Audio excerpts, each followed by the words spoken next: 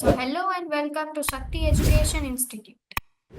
અમે લાવી રહ્યા છીએ તમારા માટે ફ્રન્ટ એન્ડ ડેવલપમેન્ટનો સંપૂર્ણ કોર્સ જે તમે YouTube પર શોર્ટ ક્લિપ્સથી મેળવી શકો છો અને આખા કોર્સનો એક્સેસ જોઈએ તો એપ્લિકેશન પર લોગિન કરી શકો છો. તો હવે આપણે વાત કરીએ આજના વિડીયોની. સો લાસ્ટ વિડીયોમાં આપણે એક સિમ્પલ HTML નું રજિસ્ટ્રેશન ફોર્મ બનાવ્યું હતું જેનો કોડ તમે જોઈ શકો છો, જે આપણે એક્સપ્લેનેશન સાથે જોયો હતો.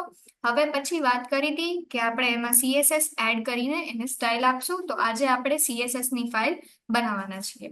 તો સૌથી પહેલા એક નવી ફાઇલ બનાવશું. અહીંથી સિમ્પલી ન્યૂ ફાઇલ ક્રિએટ કરીશ. એનું નામ હું આપીશ style.css. CSS ફાઇલનું એક્સટેન્શન .css જ છે. હવે સૌથી પહેલા કમેન્ટ લાઈનમાં લખી દઈશ એટલે ખબર પડે શું છે. તો style.css અને હવે સ્ટાર્ટ કરીએ આપણું કોડિંગ. તો આ ફોર્મ જોઈ લઈએ. એમાં ઉપર તો સિન્ટેક્સ આપણે જોયો તો HTML થી સ્ટાર્ટ થાય છે, પછી આવે હેડ ટેગ, એની અંદર મેટા ટેગ્સ આવે છે, ટાઇટલ આવે છે.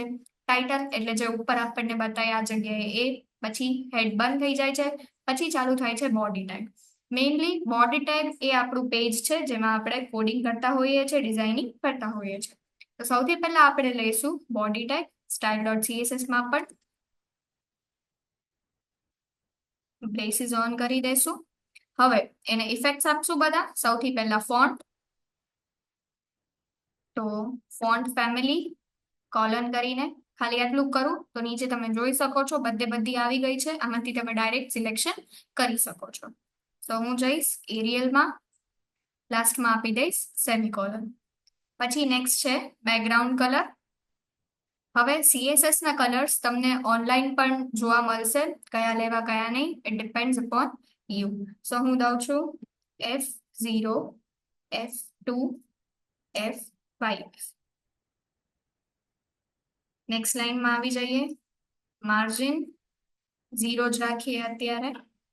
અને લાસ્ટ આપું છું પેડિંગ, જે રહેશે 20 પિક્સલ્સ. કંટ્રોલ S કરી દઈએ.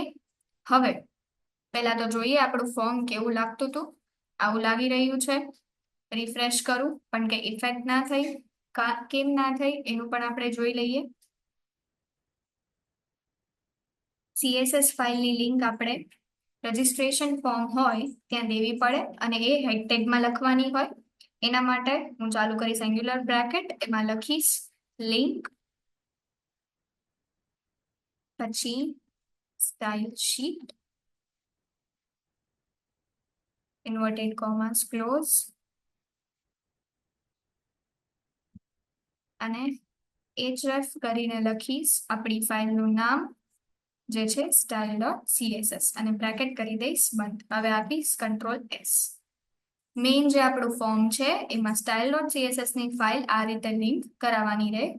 પછી આપણે style.css માં આગળ કામ કરીએ, જેમાં બોડી પછી છે h2 ટેગ, જેમાં આપણે હેડિંગ આપ્યું છે એનું આપણે ટેક્સ્ટ અલાઇન આપી સેન્ટર વચ્ચે લેવા માટે, અને નીચે લખી એનો કલર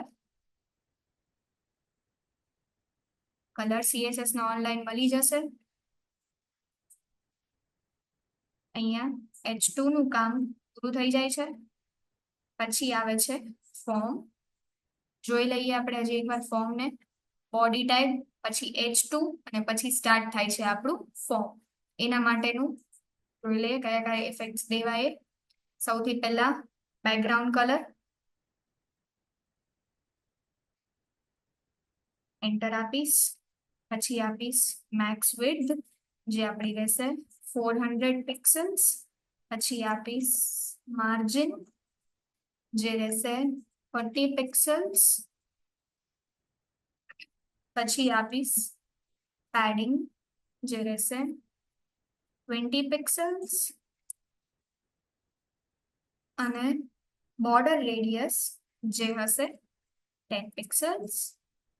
લાસ્ટમાં આપું છું બોક્સ શેડો, જેને આપણે અલાઇનમેન્ટ પ્રમાણે પિક્સલ્સ દેતા હોઈએ છીએ. અને એના કલર માટે RGB format red green blue 0.1. Okay, Ctrl+S એકવાર જોઈ લઈએ ફોર્મમાં ચેન્જીસ. ઓકે, જોઈ શકો છો જે આપણું ઉપર હેડિંગ હતું એ સેન્ટરમાં આવી ગયું છે, અલાઇન સેન્ટર કર્યું. આખું ફોર્મ બોક્સમાં આવી ગયું છે. હવે આમાં આગળ જોઈએ બીજા ચેન્જીસ શું કરવા. ફોર્મની બહાર આવી જાશું. હવે બધા ઇનપુટ ટાઈપ્સ જોશું.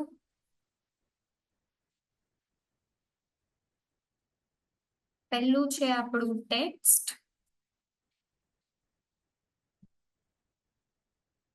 પછી આવે છે ડેટ, પછી છે ટેક્સ્ટ એરિયા, પછી આપણે લીધો છે એક સિલેક્ટ ટેગ, અને એક ફાઇલ અપલોડ કરવા માટે લીધું છે input type is equal to file. હવે એની અંદર type is equal to file, એની અંદર બ્રેસીસમાં લખશું width is equal to colon 100 પિક્સલ્સ.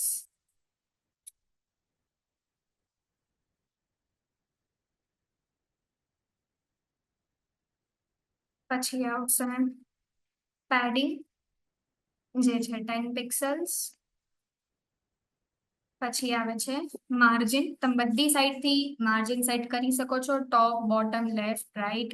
સો આપણે લઈશું ટોપ, જે રહેશે આપણું 15 પિક્સલ્સ. પછી માર્જિન બોટમ, એ પણ 15 પિક્સલ્સ. અહીંયા 5 કરી દઈએ તો વધારે સારું રહેશે.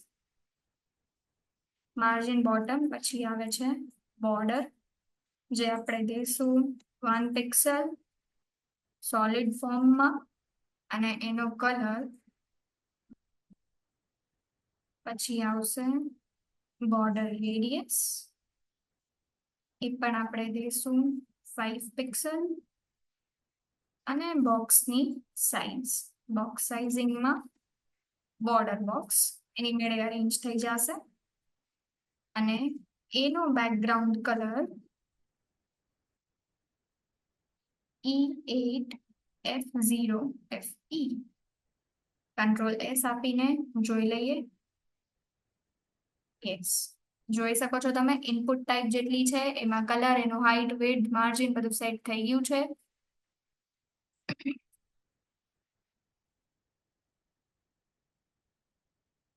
હવે આવી જઈએ આની બહાર. હવે આવશે આપણું ટેક્સ્ટ એરિયા, એને આપણે થોડું રિસાઇઝ કરી દઈએ વર્ટિકલ ફોર્મ. જોઈ લઈએ રિફ્રેશ કરીને. ઓકે,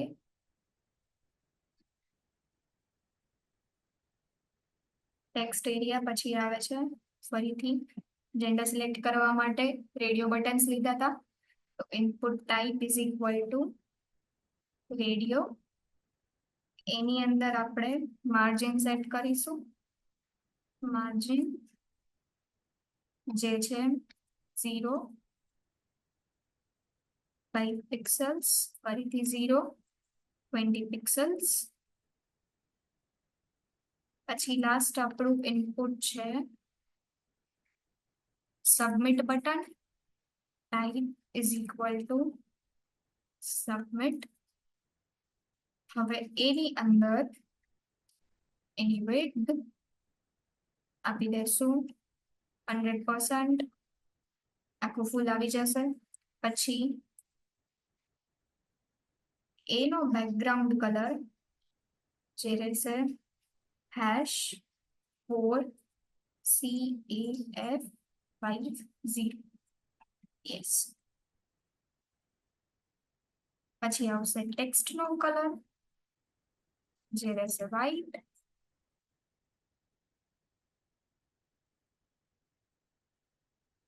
પછી પેડિંગ જે આપણે દઈશું 12 પિક્સલ્સ.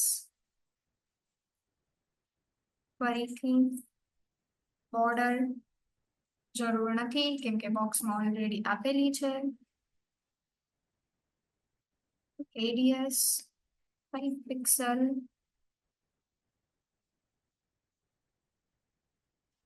કર્સરમાં રાખીશું પોઇન્ટર. જ્યારે સબમિટ બટનની ઉપર આવે ત્યારે પોઇન્ટરમાં આવવું જોઈએ કર્સર. પછી ફોન્ટ સાઇઝ 16 પિક્સલ રાખીએ. લાસ્ટમાં ટ્રાન્ઝિશન આપી દઈએ કે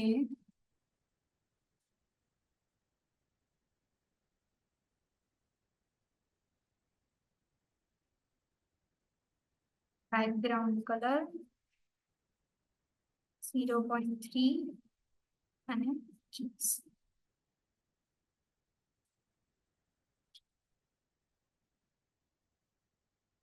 લાસ્ટમાં ઇફેક્ટ આપી દઈએ.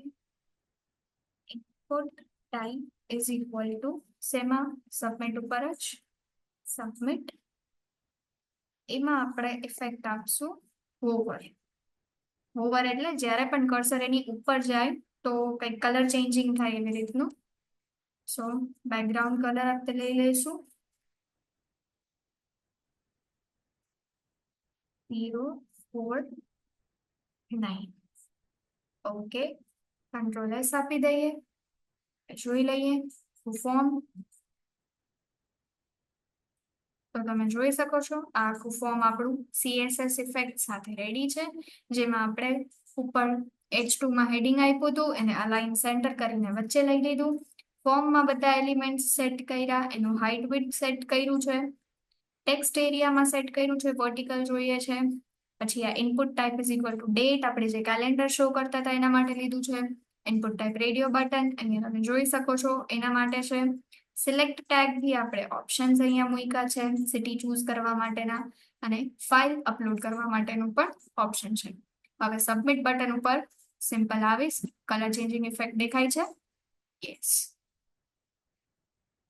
સો આ હતો એક આજનો શોર્ટ વિડીયો, જેમાં આ રેગ્યુલર રજિસ્ટ્રેશન ફોર્મ જે નોર્મલ આપણે બનાવીએ છીએ HTML થી, એમાં CSS ઇફેક્ટ્સ કેવી રીતે એડ કરાય અને એનું કામ શું છે. સો થેન્ક્સ ફોર વોચિંગ. અગર ચેનલ પર નવા હોય તો સબસ્ક્રાઇબ કરી દેજો અને વિડીયોને લાઇક એન્ડ શેર કરજો. કંઈ ક્વેરી હોય તો કમેન્ટ બી કરજો, અમે જોઈને ટ્રાય કરીશું. Thank you.